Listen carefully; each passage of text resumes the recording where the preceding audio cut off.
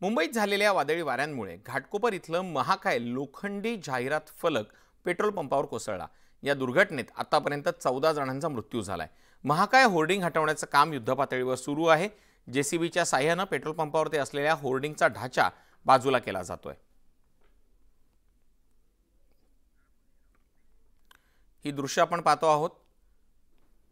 जोरदार पावसामुळे आणि वाऱ्यामुळे या होर्डिंगचा संपूर्ण ढाचा बाजूच्या पेट्रोल पंपावरती पडला आणि आता आपल्याला जी दृश्य दिसतायत त्यानुसार या सांगाड्याखाली अडकलेल्या सगळ्या गाड्या आपल्याला दिसतायत। या दुर्घटनेत आतापर्यंत 14 जणांचा मृत्यू झाल्याची कळते माहिती।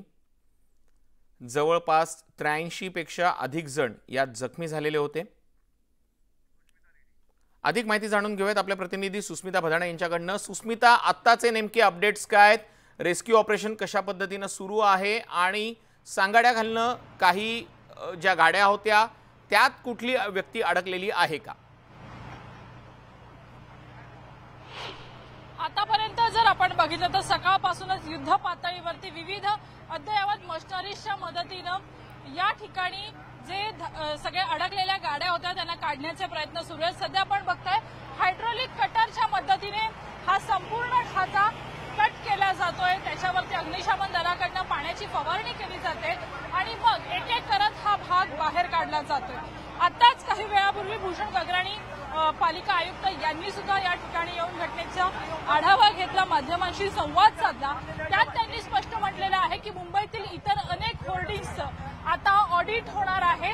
समोर आपण बघताय हे दुसरं होर्डिंग आहे ज्याला काही वेळातच पाडण्यात येणार आहे। त्याला सुद्धा आता पिवळ्या रंगाच्या एका दोऱ्यानं बांधण्यात आलेलं आहे। सगळ्यात पहिल्यांदा हे बॅनर्स खाली उतरवले जातील आणि त्यानंतर हा संपूर्ण ढाचा पाडण्यात येईल।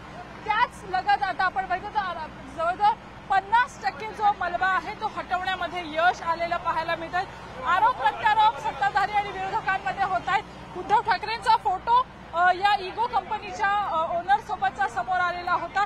यावरती सुद्धा विजय वडेट्टीवार आणि दानवे यांनी म्हटलेलं आहे की मोदींसोबतचे फोटो आम्ही समोर आणू शकतो। परंतु या सगळ्या आरोप प्रत्यारोपांमध्ये एक मुद्दा अतिशय महत्त्वाचा आहे, तो म्हणजे नाहक मुंबईकरांचा बळी हा गेलेला आहे। अगदी खरं सुस्मिता, तू सांगतेस त्या पद्धतीने मुंबईकरांचा नाहक बळी यामध्ये गेलेला आहे। तुम्ही त्या ठिकाणी आहात, त्या ठिकाणी एनडीआरएफचे पदाधिकारी आहेत, त्यांचे जवान सुद्धा काम करतायत। सकाळी जी त्यांनी माहिती दिलेली होती त्यानुसार ढिगाऱ्याखाली अडकलेल्यांना जवळपास सगळ्यांना बाहेर काढलेलं होतं, मात्र एक तिथे गाडी होती, त्या गाडीतनं काही व्यक्ती अडकण्याची शक्यता तिथे होती।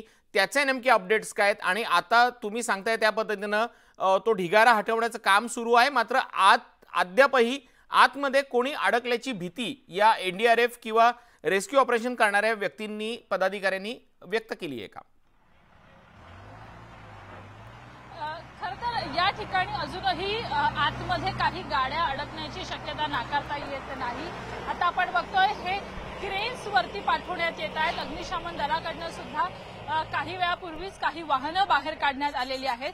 या संपूर्ण ढाच्याचा गर्डारचा एक भाग हा अजूनही हलवणं शक्य झालेलं नाही। त्या ढिगाऱ्याखाली सुद्धा काही प्रमाणामध्ये कोणी अडकलं आहे का, काही वाहनं अडकलेली आहेत का, वाहनांमध्ये कोणी प्रवासी आहेत का, मुंबईकर आहेत का, हे बघणं सुद्धा महत्त्वाचं असणार आहे। एनडीआरएफचे जवान सुद्धा या अंतर्गत भागामध्ये आपलं शोध मोहिमेचं कार्य करत आहे, त्यामुळे काही वेळातच तपशील हा समोर येईल। एकीकडे हा ढीग हटवण्याचं काम आपत्ती व्यवस्थापन विभागाकडनं केलं जात आहे, तर दुसरीकडे पालिकेकडनं हा याच ठिकाणी उर्वरित जे 3 होर्डिंग्स आहेत त्यांना हटवण्याची कार्यवाही सुद्धा काहीच वेळात सुरू केली जाणार आहे। धन्यवाद सुस्मिता, तुम्ही दिलेल्या या माहितीसाठी।